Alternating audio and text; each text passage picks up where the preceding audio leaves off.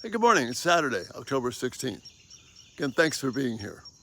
This morning, I want to talk about 5 ways that we can honor women in the way that God created them as co-equal image bearers and get away from this tendency in our culture and in the church to view women as objects.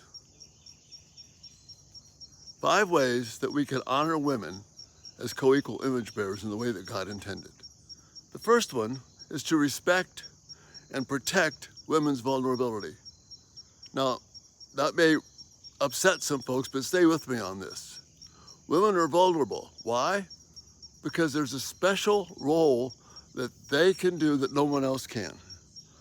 Women give life with their bodies. Women give life with their bodies. We cannot devalue that.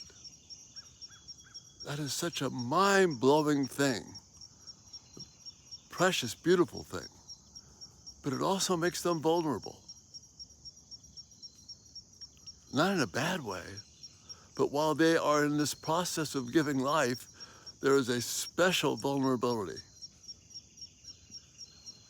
Their life as women gives life. That makes them wildly distinctive from men. Not less, in some ways more. This whole ability that God has given, this capacity, this beauty to give life. We need to respect that. We need to protect that.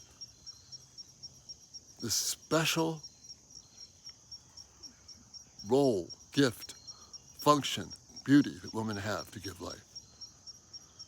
The problem with the modern notion of egalitarianism is that it also treats women as objects for what they do. And they only view women for what they can do. Men are equal, women are equal, they can both do same things. Well, in many levels that's true, but not in this area of giving life. There's no equality there. Only women can do that, and praise God for that. It's what makes women special. So let's not fall into the trap of objectification like many egalitarians do, and just view women based upon the fact, well, they can do things that men can do. Of course they can. That's not the issue. The issue is this beautiful ability to give life. We need to respect, number 2, we need to respect and honor the strength of women. The strength that it requires to give life, the strength that it requires to be in many ways our emotional anchor, the faithfulness that they have. We need to respect that and not look down on it, but appreciate that special quality and strength that women can give in their own unique way. Thirdly, we need to refuse. Men, listen to me. We need to refuse to think of and speaking of women as objects. That is valuing what they do for me. When I value them for what they do, for what they accomplish, for what I see, whether it's in the church, in the home, in the workplace, in the world, that's objectification. That's what leads to abuse. That's what leads to pornography. It's what brings about abortion. We cannot value women simply for what they do. We need to value them for who they are. If we objectify one woman, we in effect objectify all women. If I can use one woman for my own desires and pleasures, regardless of the impact on her, I can do it for any woman. This is huge. We must refuse to think of women in terms of their function. What this means practically is that I stop viewing women primarily as objectification in terms of homemaker, in terms of baker, in terms of cook, in terms of efficient servant, in terms of someone who pleases me by the way they look, in terms of cheerleaders who make cheerleading more attractive because they're women. And the list could go on. We must end this speaking of women as justification, objectification. We must stop justifying that. We must learn to acquire a sense of admiring the inner beauty and vulnerability. I'm coming back to vulnerability again. We need to honor that. Not just respect and protect, but honor it, because it's really special. Do not value women for their outward appearance. Don't measure her worth by the way she appears to you outwardly. Her worth is in her inner beauty, what is internally within. It's a special thing that God has made her, and that's connected to her ability to give life. And then number 5, I'll have more of these. I'll probably have another 5, maybe tonight, but soon after this.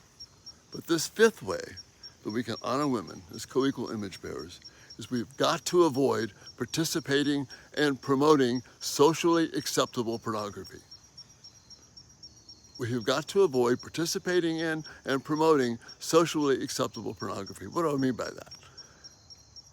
The Sports Illustrated swimsuit calendar, where women are viewed because of what they look like in a swimsuit. Sports Illustrated has tried to broaden that recently by having women of all shapes and sizes, even transgenders in swimsuits.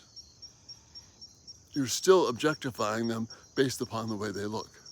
And it's socially acceptable pornography. Billboards, commercials, speaking of women as hot, admiring the way that they look and their shape in socially acceptable ways. And somehow we think that's not pornography. It is. We've got to avoid the socially acceptable pornography and not encourage women to do that so that we can be pleased with them in a way that is basically pornography. And pornography is, along with abuse and along with abortion, is the ultimate in objectification.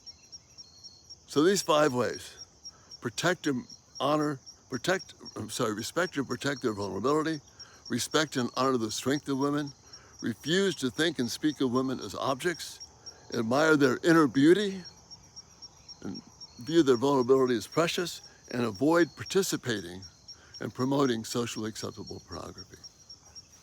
Those are 5 ways that we can begin to admire, respect, and honor women that will change the way that we look at life, the way you look at your culture, and the way you look at the women around you, especially the women you love. And that's the thought for this morning. Thanks so much for being here. Thank you for checking in. Check us out at everydaytalk247.com. If you haven't subscribed, turn on post notifications. These videos will come right to you. And again, thank you for your support, your encouragement, and Lord willing, we'll see you tonight. Have a great day.